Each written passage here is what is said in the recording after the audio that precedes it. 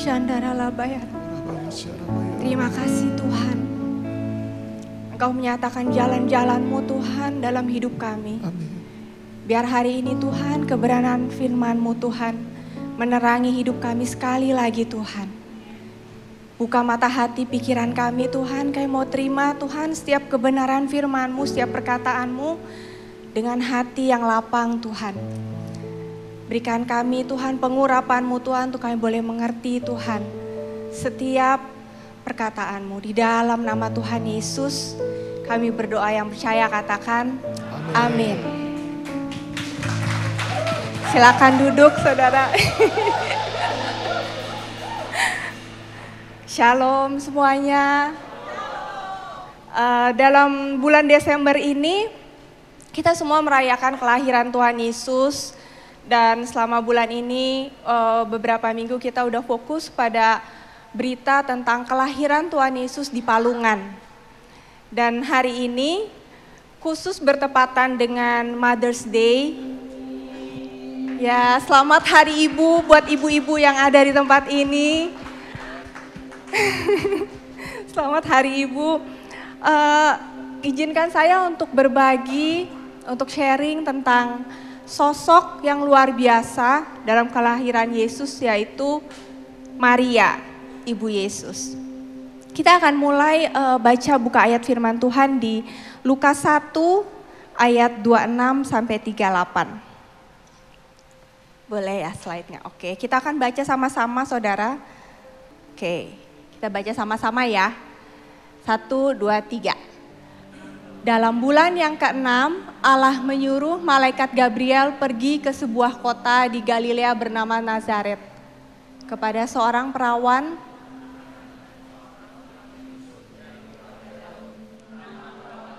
Maria. Ketika malaikat itu masuk ke rumah Maria, ia berkata, "Salam, hai engkau yang dikaruniai, Tuhan menyertai engkau." Maria terkejut mendengar perkataan itu. Lalu ia bertanya di dalam hatinya, apakah arti salam itu? Kata malaikat itu kepadanya, "Jangan takut, hai Maria, sebab engkau beroleh kasih karunia di hadapan Allah. Sesungguhnya engkau akan mengandung dan akan melahirkan seorang anak laki-laki. Ia akan menjadi besar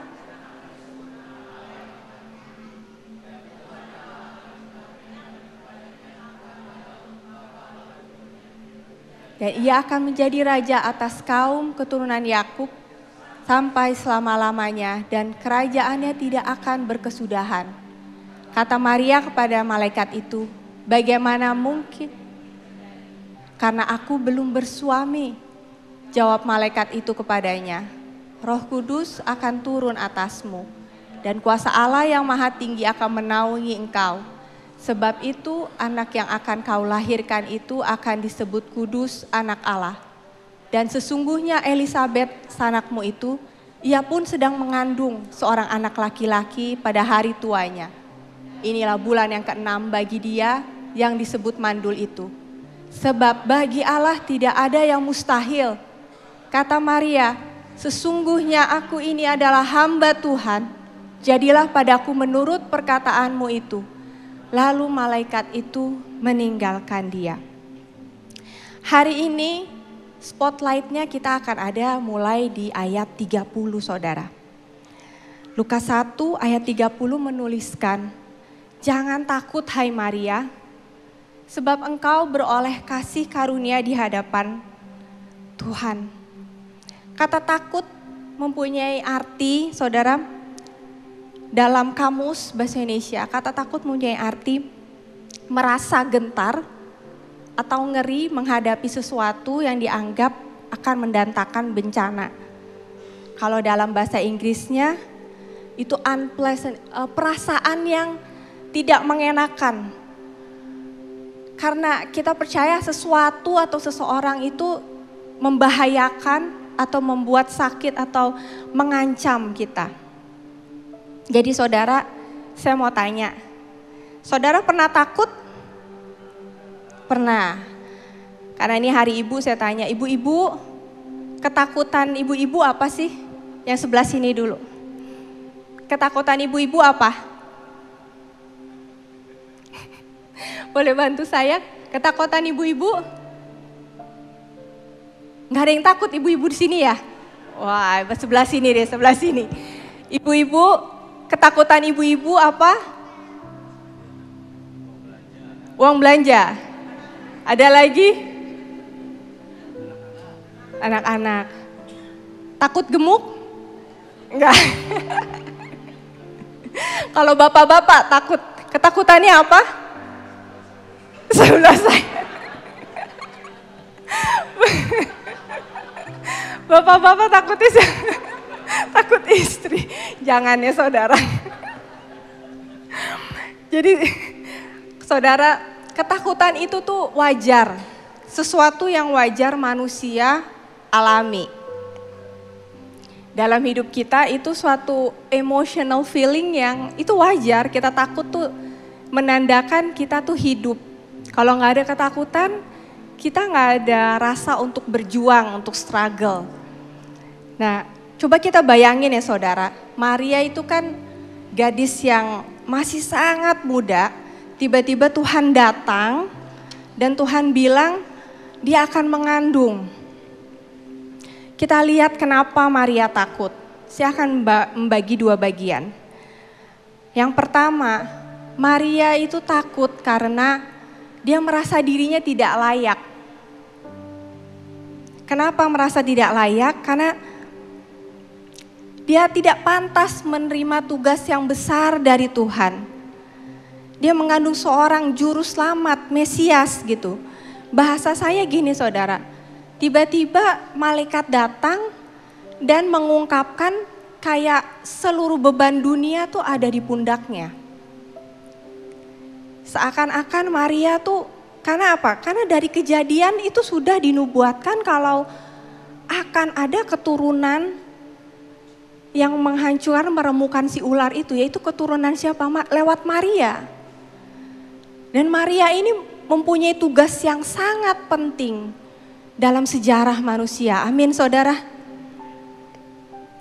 Dan yang kedua, Maria itu takut akan masa depannya. Kita sudah pernah dengar dari beberapa minggu lalu Pastor Andi juga bilang takut masa depan tuh kenapa? Karena untuk seorang gadis yang muda belum menikah, dia tiba-tiba memperoleh berita akan mengandung.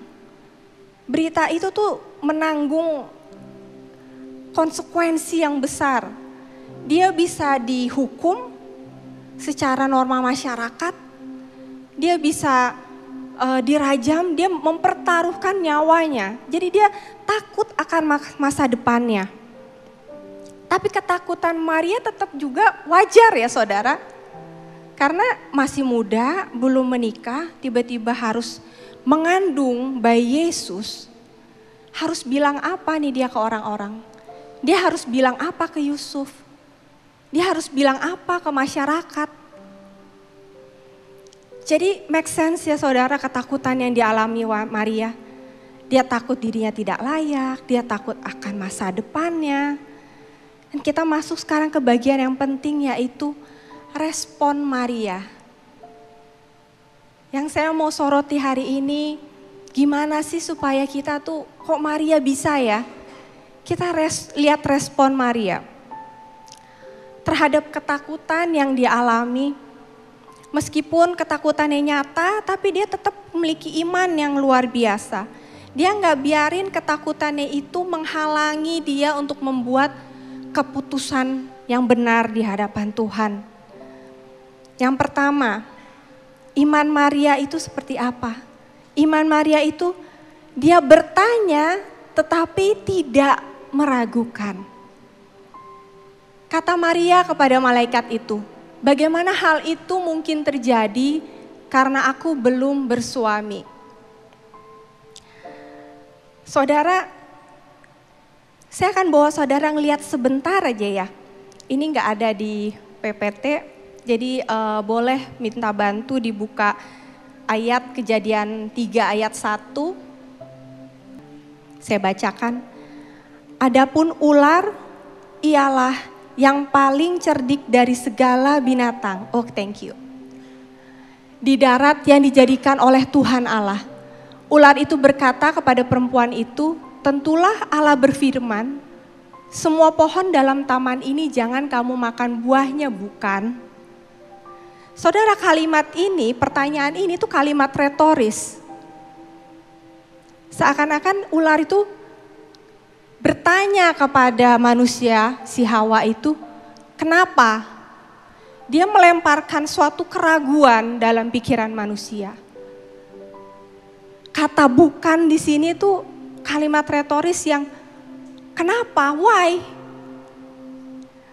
Saudara tahu ini asal dari keraguan yang iblis lawan kita itu, musuh kita yang berabad-abad. Dan itu sampai detik sekarang masih menyerang kita dengan keraguan. Dan musuh dari iman itu adalah keraguan, saudara. Tapi kita bisa lihat walaupun Maria bertanya kepada Tuhan, dia nggak terjebak dalam kondisi yang mempertanyakan Tuhan. Dia nggak terjebak pada kondisi yang meragukan Tuhan. Saudara bisa lihat nggak bedanya sama Hawa? Hawa waktu diperhadapkan dengan pertanyaan ular, dia menjadi ragu. Makanya dia ambil makan buah pohon itu dan dia jatuh dalam dosa. Tapi sosok Maria kita melihat tanpa keraguan, dia bertanya kepada Tuhan, itu karena apa? Karena dia mau memahami apa maksud Tuhan. Itu bedanya, saudara. Ada sense yang beda, ada karakter, sifat yang berbeda. Dia bertanya bukan untuk meragukan, tapi dia bertanya untuk dia bisa meresapi, untuk dia bisa memahami sepenuhnya, Tuhan, kau mau apa? Karena aku mau fulfill apa yang Tuhan mau. Karena aku mau menggenapi apa yang Tuhan suruh. Itu bedanya, saudara. Dan taat yang seperti ini, iman yang seperti ini, itu dahsyat. Amin, saudara. Yang kedua, iman yang percaya kepada kuasa Allah. Waktu malaikat Gabriel menjelaskan bahwa Roh Kudus akan bekerja dalam diri Maria. Dan bagi Allah tidak ada yang mustahil. Tanpa ragu Maria percaya karena dia mengalami perjumpaan ilahi saat itu. Dia mengalami visitation, dia mengalami encounter sama Tuhan. Ada sebuah kuasa ilahi yang dia alami, dia tahu ini ada kuasa Tuhan. Dan yang ketiga, yang terakhir adalah iman yang taat sepenuhnya. Sesungguhnya ayat itu berkata di ayat 38, aku ini adalah hamba Tuhan, jadilah padaku menurut perkataanmu itu, lalu malaikat itu meninggalkan dia.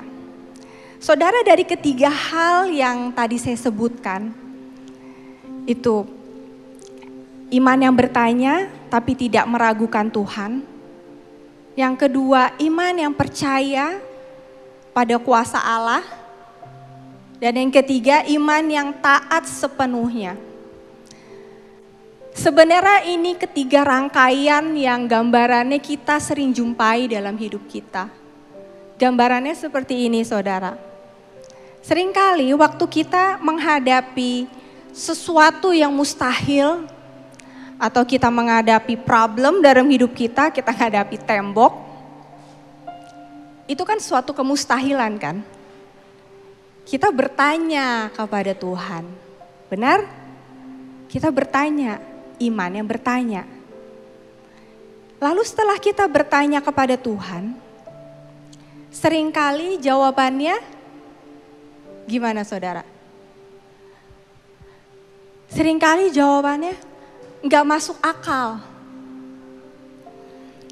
Makanya yang kedua itu berkata, Setelah kita bertanya kepada Tuhan, seringkali jawabannya gak masuk akal, gak masuk di akal manusia, makanya kita perlu iman untuk percaya kuasa Tuhan. Dan yang ketiga, waktu setelah kita tanya Tuhan, kita dengar jawabannya, aduh Tuhan gak masuk akal nih. Lalu langkah yang berikutnya apa? Itu yang ketiga. Kita perlu iman untuk taat sepenuhnya.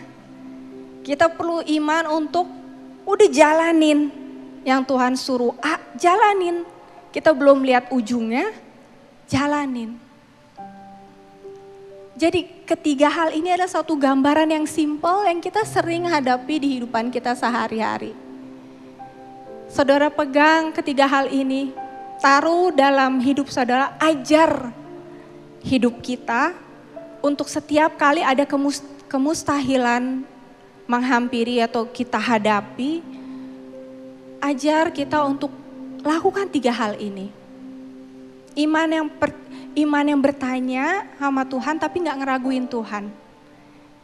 It means find counsel with Him. Cari nasihat ke Tuhan. Yang kedua, iman yang percaya kuasa Allah.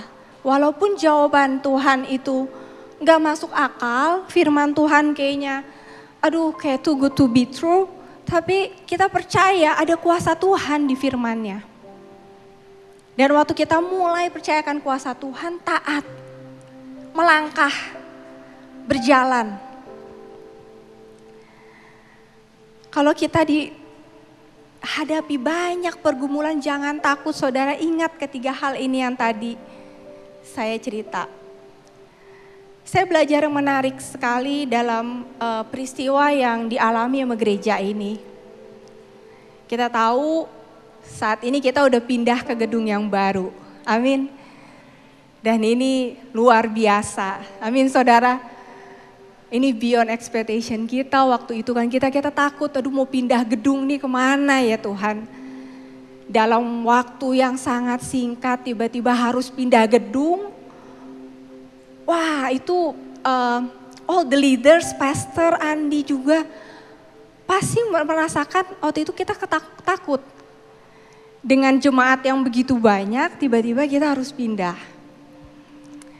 Apapun alasannya ya saudara, kita percaya Tuhan turut bekerja melakukan kebaikan. Dan saat itu waktu saya doa sama Tuhan, saya tanya, Tuhan udah percayakan jemaat segitu banyak nih. Kenapa Tuhan? Dan Tuhan kasih satu gambaran kepada saya sampaikan juga kepada all the pastoral waktu itu.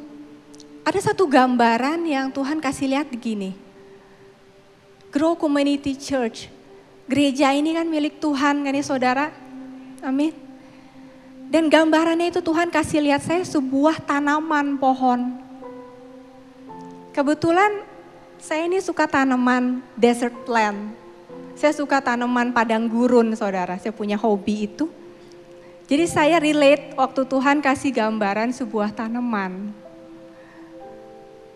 Tanaman itu besar. Dan Tuhan kasih lihat tanaman itu berada dalam satu pot.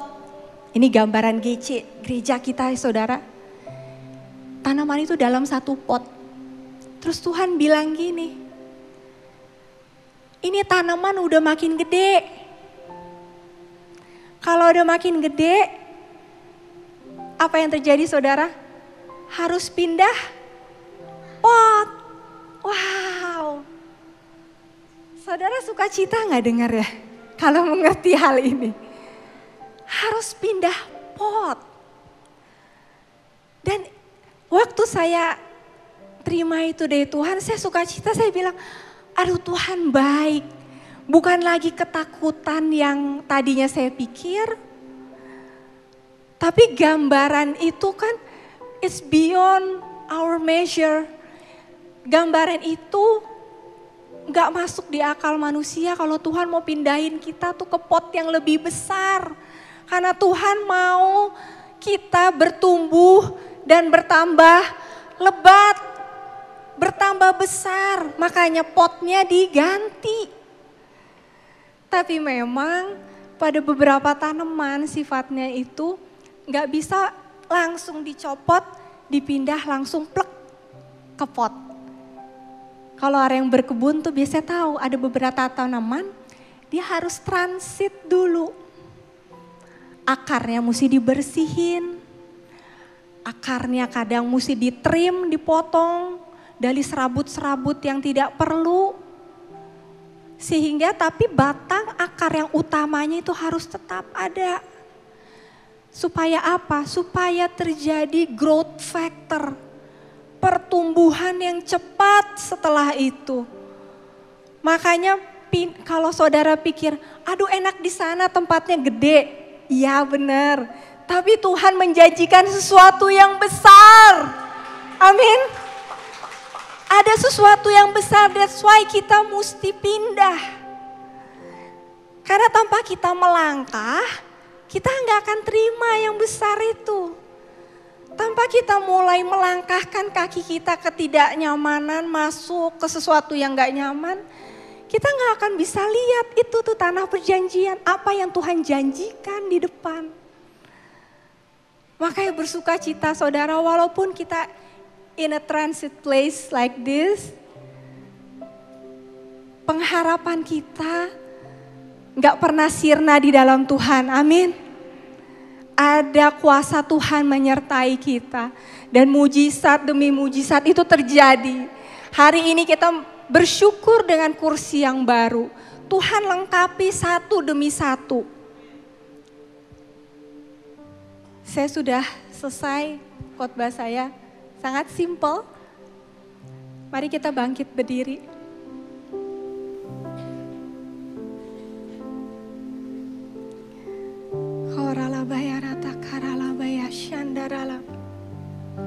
Tuhan,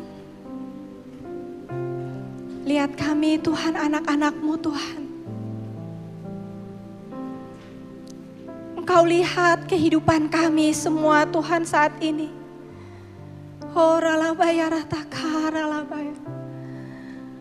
Apapun yang kami hadapi Tuhan, Engkau tahu Tuhan.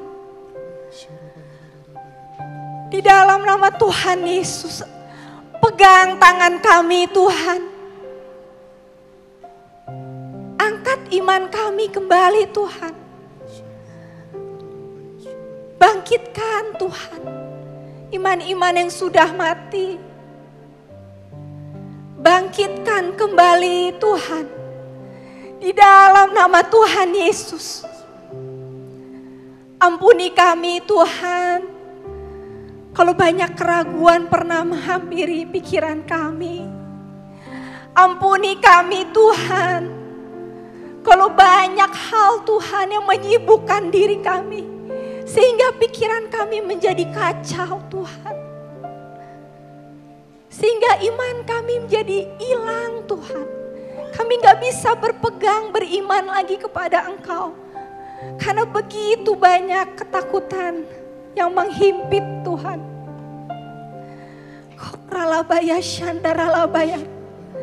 Tuhan, terus Tuhan angkat kami naik Tuhan. Naik Tuhan. Biar iman kami bangkit Tuhan hari ini. Bangkit setiap iman-iman yang mati di dalam nama Tuhan Yesus. Engkau ajaib Tuhan. You are the finisher of our faith Lord. Yes.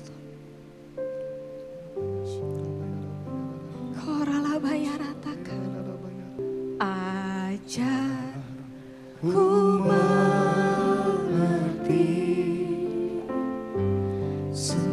segala rencanamu. Jadi kini ini doamu. Ajar ku berserah hanya padamu ya Tuhan. Bimbinglah jalan, pimpin Tuhan setiap jalan kami Tuhan.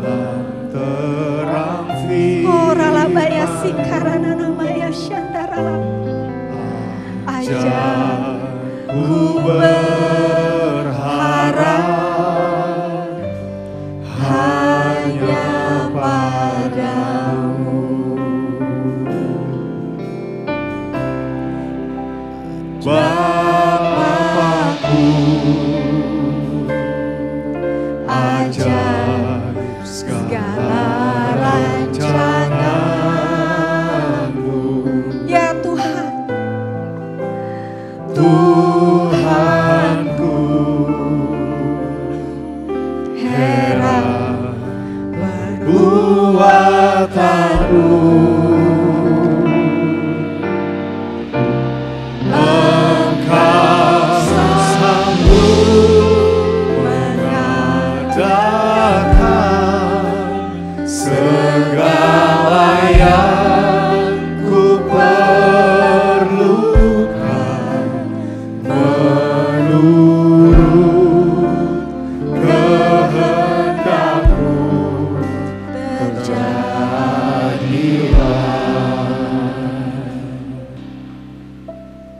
Saudara, apapun yang sedang kita hadapi hari-hari ini, jangan pernah kehilangan iman kita kepada Tuhan. Amin, saudara.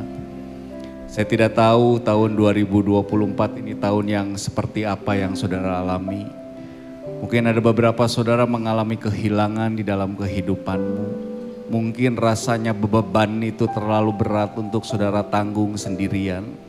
Seperti Maria, saudara, rasanya mungkin Maria boleh dia ngomong sama Tuhan, kenapa engkau tanggungkan beban dunia ini atas hidupku. Tapi yang luar biasa, Maria bukan dihancurkan oleh ketakutan. Maria tidak dihancurkan oleh kekhawatiran. Tapi justru Maria, dia overcome ketakutan itu dengan 3 hal tadi. Iman yang bertanya sama Tuhan tapi tidak mempertanyakan Tuhan. Iman yang percaya bahwa Allah kita sampai hari ini adalah Allah yang sanggup bikin mujizat. Dan yang ketiga adalah iman yang berani untuk taat atas apa yang Tuhan perintahkan dalam hidupnya. Maria berkata, Tuhan, sesungguhnya aku ini adalah hamba-Mu. Saudara, kita adalah hamba-hamba Tuhan.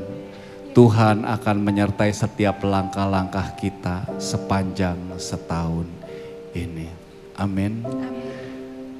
Dan sebelum mengakhiri, saudara,